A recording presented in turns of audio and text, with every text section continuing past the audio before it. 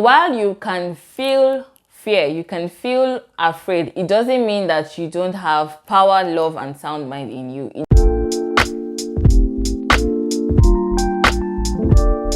Hey fam, how are you doing today? Welcome back to my channel. My name is Tobi Achudume. If this is your first time here, you're going to want to stick around, so click the subscribe button so you get notified when we have new videos up. I promise you, after this video, you're going to want to be here. Welcome to the first episode of Tobi's book club. Yay!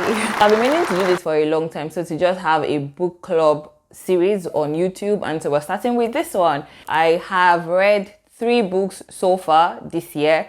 One was brought from last year into the new year. But it still counts because I also read a fictional book. Yes, I actually did read a fictional book. So I've read 3 books this year apart from that one. And the one I'm going to be reviewing today is The Garden Within by Dr. Anita Phillips. So what do we do in the book club? We talk about a book that I have read, I expand on it, tell you what you need to know about in the book, and encourage you to get the book. I have a link in the description bar that is going to help you to read the book. If you would like to try it, you can get it on Amazon or you can get it on Affirm. Affirm is a platform where you can read so many books with a subscription fee of 19 euros. So with 19 euros, you have access to so many books that you can read as you like and as you would want. So we are starting with The Garden Within by Dr. Anita Phillips. And that book checked me in ways I did not know I needed to be checked. So my first interaction with Dr. Anita Phillips, I think, was Woman Evolve Conference. I can't remember the one, maybe the replays on YouTube or something. And I heard us talking about emotions and talking about feelings and talking about it from a Bible perspective. And I was like, I remember thinking, wow, it actually feels so good to hear somebody talk about feelings and emotions like this as a Christian and as a believer. And then she went on to become a podcast guest on Woman Evolve, which is one of my favorite podcasts. And it was there that I realized that our decision to even become a therapist came from having to go through mental illness with our sister, and how when you have someone going through mental illness, it's not just the person going through it that needs to see a therapist or that has to now check their feelings and emotions, but even people around them, because you now get used to seeing life in a particular way, which may not be healthy. But anyways, that aside, get the book to know more about her. So I've obviously gone ahead to listen to her so many times. She has a podcast in the light. She speaks in conferences, churches, seminars, and all of that. And her voice is very soothing. It feels like you're listening to blue light music. I don't know what they call that thing, where you're listening to something and it just takes you through like a peaceful. That's how she sounds. Like she sounds like she's walking you through a peaceful scene. It's just so beautiful. But anyways, I listened to the book. That's why I'm even talking about the voice, because it was an audiobook I got. And it was so nice to listen to. I think I listened to it in under a week. Yeah, that's how invested I was in finishing this book. So I have my notes and I'm going to be going through to make sure that I am saying exactly the things that she says, because the thing about a book review is I have to be giving you the exact things, right? So because I listened to it, it was so calming to read. And Sarah Jakes Roberts did the preface, I think, or the acknowledgement, one of the things that you do at the start of the book. And she was so right when she said that Dr. Anita Phillips takes into consideration your feelings and your emotions when she was writing the book, because she was thinking you may be going through it or you're not going through it. And so I'm going to be very cautious with your garden, with your heart, and with your emotions. So you don't feel criticized, you don't feel judged, you don't feel like, oh, I'm supposed to be doing this and I'm not doing this. You don't feel alone. Yes, that's the best way to say it. You don't feel alone going through feelings and emotions.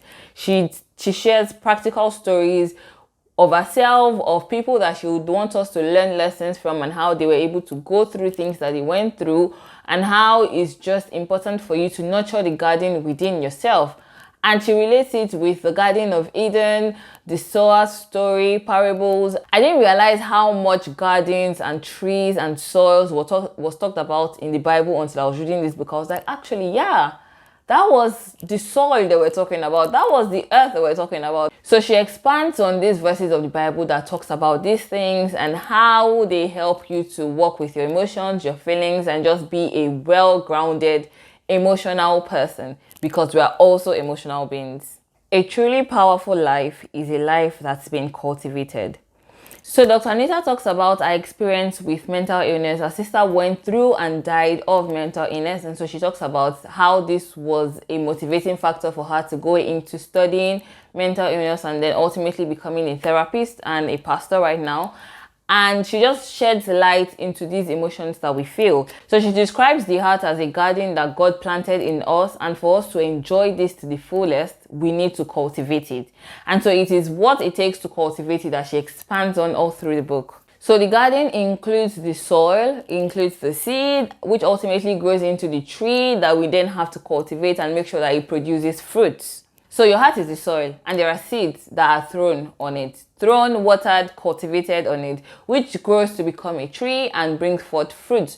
These fruits are what we see in people's characters, their actions, their emotions, and all of that.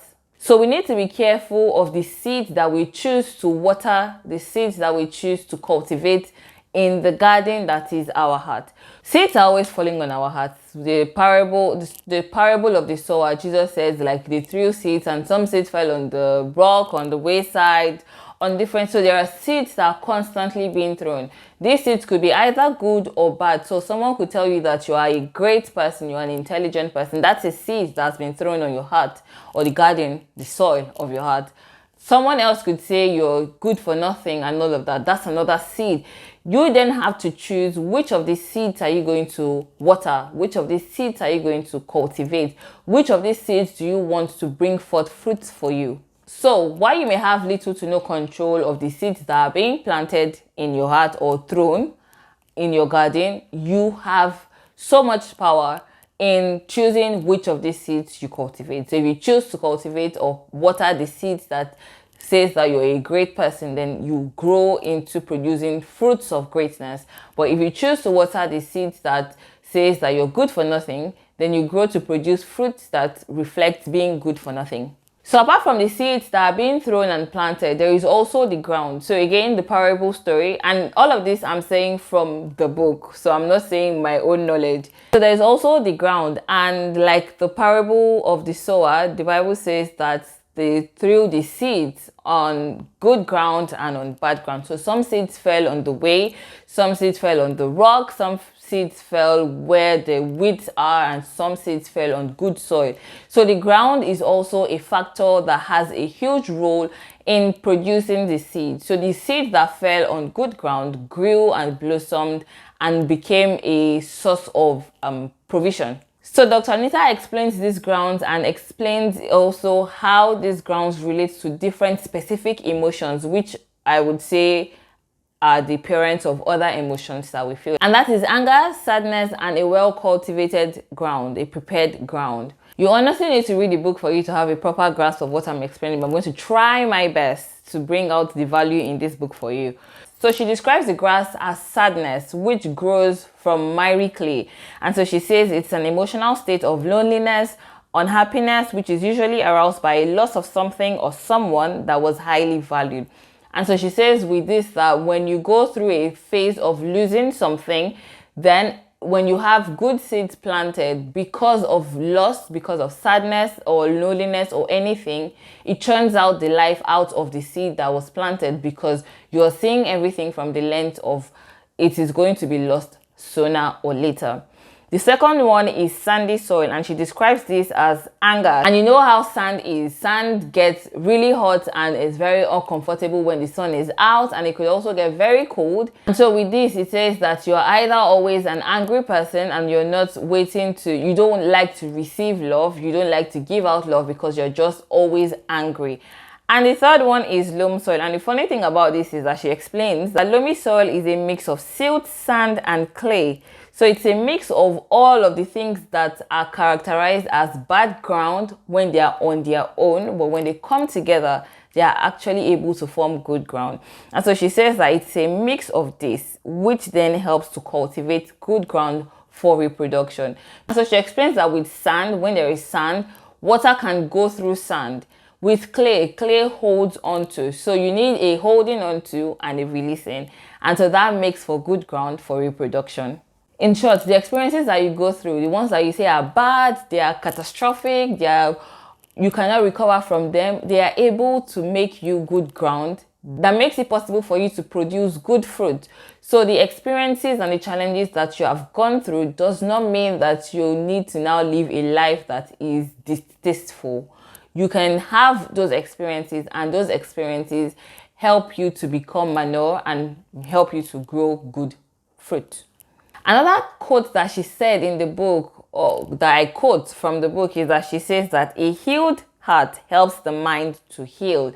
So she says not to fight your heart when you're going through issues, when you're going through emotional trauma, you're going through challenges, maybe heartbreak, loss, whatever it is that you're going through.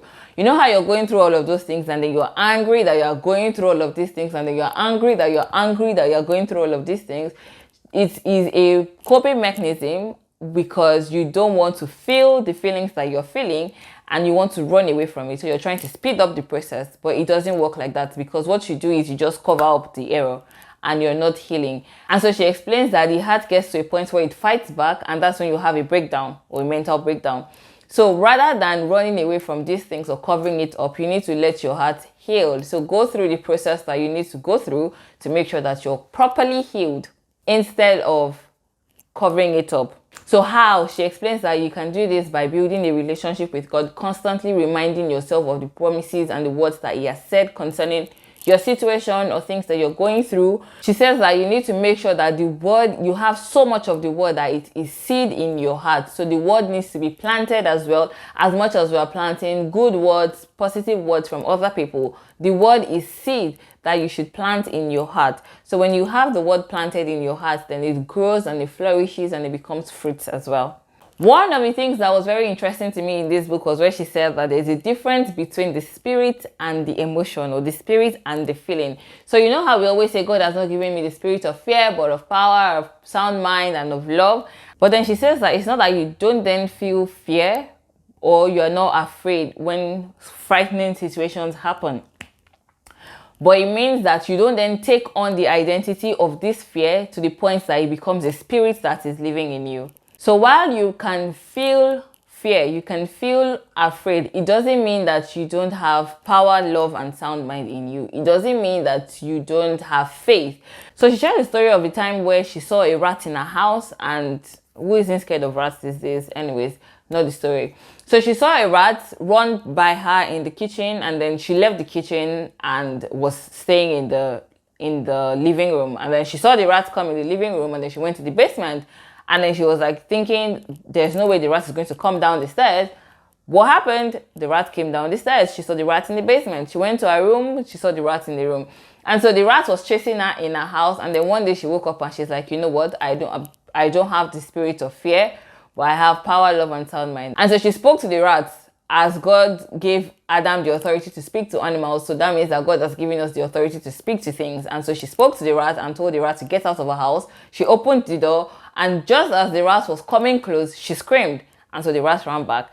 So she explained that it didn't mean that she didn't have the faith to make sure that the rat runs out, but she had faith, but she was also afraid of the rat. So you can feel two emotions at the same time. So just sorry, the end of the story. What she then did is that she told the rat to go and die somewhere, and the rat died somewhere in a few days. So she had faith, but she was still afraid of the rat because it's a rat and she doesn't like rats. So you can feel two emotions. You can feel grief and be happy about something. So say you're relocating to another country. There is the excitement that comes with you relocating to another country, but you're also going to grieve the loss of what you're leaving behind, the country you're living. So having faith and feeling fear doesn't mean that you do not have faith. It just means that you need to spend more time studying on how to not feel fear as often. So she says that while you can be feeling these things, when you continue to spend time with God in this place of study and prayer, you see that the number of times, or the offenness, is that a word, that you feel these negative emotions reduces, because then you have enough word to counter them when they come. In short, even your emotional well-being needs Jesus. So if you're going to begin to counter all of these negative emotions, you need to spend time in the word to be able to counter them. So while you can feel the two emotions, doesn't mean that you should feel the emotions all the time. So spend time in the word and you should be able to battle anger, fear, disappointment, loss, grief, all of the things that we don't want to have So this is The Garden Within by Dr. Anita Phillips. Again, I have a link in the description bar with Everand. You can get 2 months for free if you use the link in the description bar and start your reading journey this year. Have you read this book? If you have, what did you see in the book that you would like to share with us? If you haven't, is this something that you would like to read? It's a book on both emotional well-being and faith. It's a good mix. I think you should definitely get the book. So I'm going to have it linked in the description bar on Amazon and also on Everand. So feel free to check it out. I hope that you enjoyed this book review and let me know any books that you would like me to read and review for you. Till next time, bye.